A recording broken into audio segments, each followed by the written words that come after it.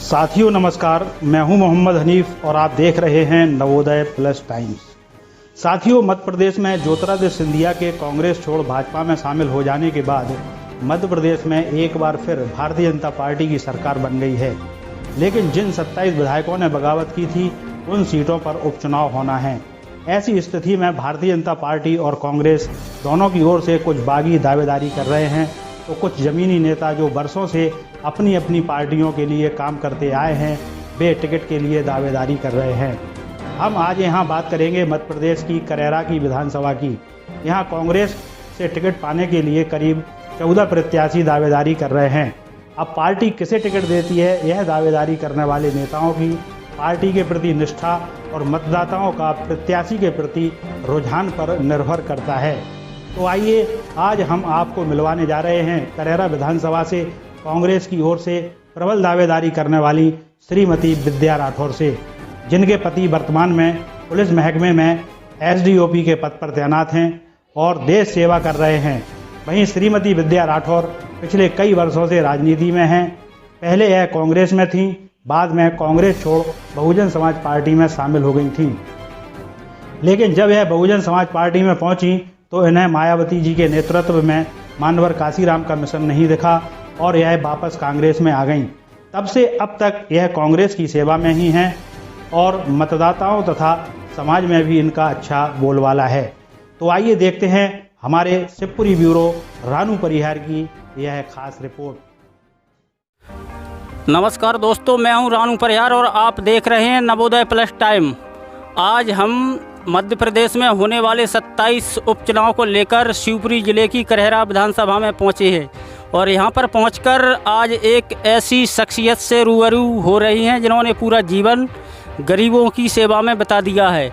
उनका राजनीति में आने का मुख्य उद्देश्य है गरीबों की सेवा करना, जिनका नाम है श्रीमती विद्या राठौर।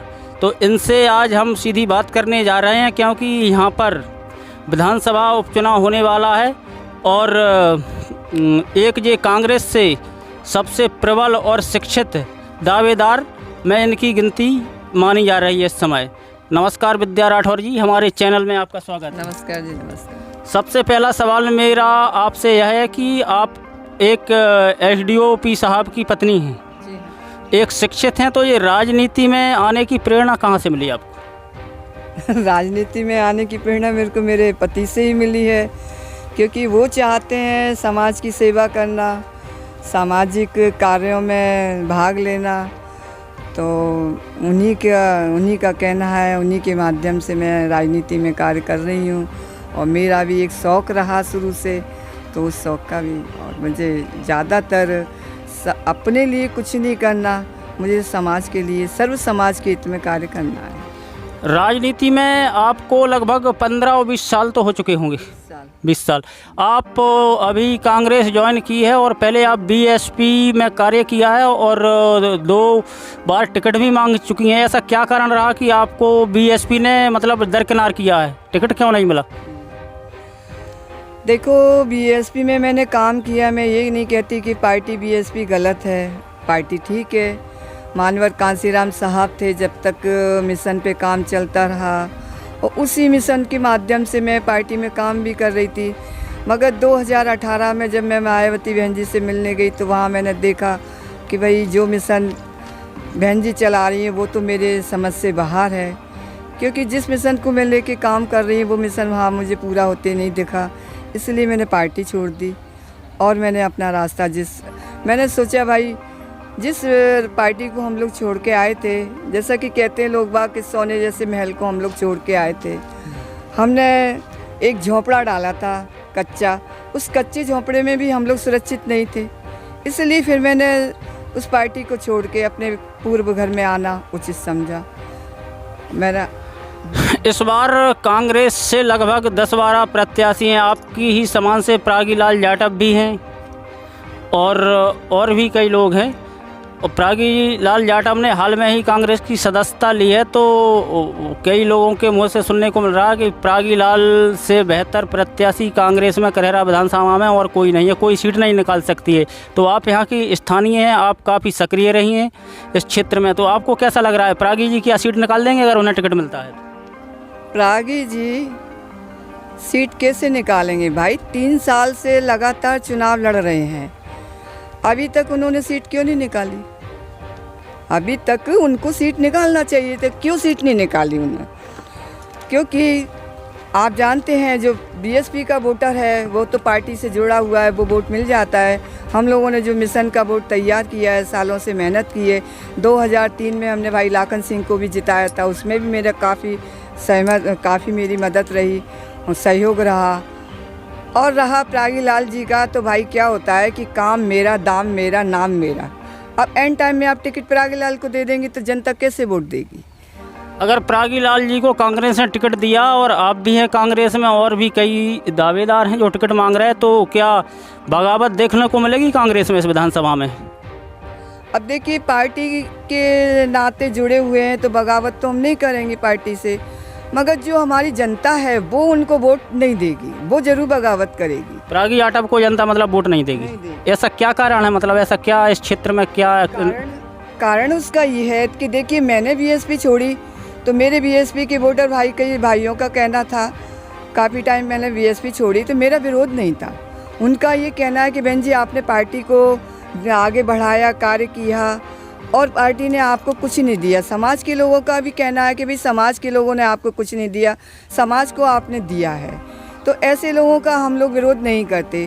जब प्रागी लाल को पार्टी ने 3 बार टिकट दिया, प्रागी लाल के जो सहयोगी कहलाए जाते हैं लाखन सिंह विधायक, उनको पार्टी ने 3 बार टिकट दिया, विधायक बनाया, सब कुछ देने के बाद भाई पार्टी क्यों छोड़ी?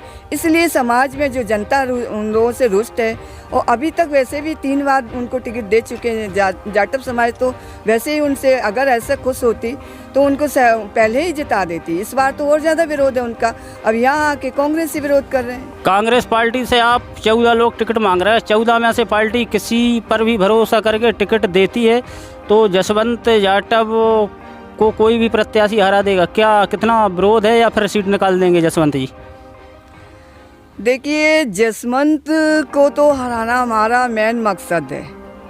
रहा उम्मीदवार का तो जो भी है वो चलता रहेगा। हम पूरा प्रयास करेंगे कि हमें सबसे पहले हमारा निशाना कौन है?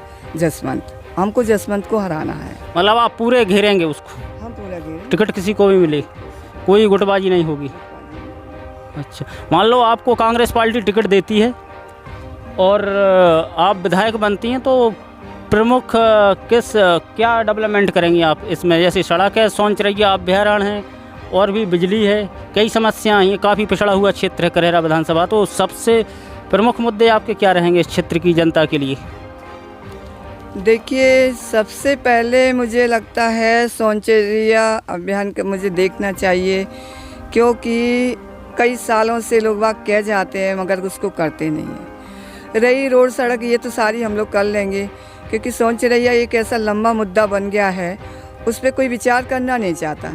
अगर कोई शिक्षित व्यक्ति होगा उसी पे जब भी जाके विचार होगा। मैंने काफ़ी टाइम से देख रही हूँ, कई लोगों के क्रय विक्रय नहीं होते, ज़मीन जायदादों का ना सगाई ब्याह होते हैं, तो कई लोगों का तो मैंने सहयोग तक किया है। चलो आर्थिक सहयोग। मेरा लास्ट क्वेश्चन है आपसे, अभी आप यहाँ के कई नेता दिल्ली, भोपाल, कई वरिष्ठ कांग्रेस के नेताओं से मिला, तो किसी जगह से आपको आश्वासन मिला कि यहाँ आप क्षेत्र में कैंपन करो, जनसंपर्क करो, घूमो, ऐसा कुछ मिला? कमलनाथ जी के पास गए क्या आप?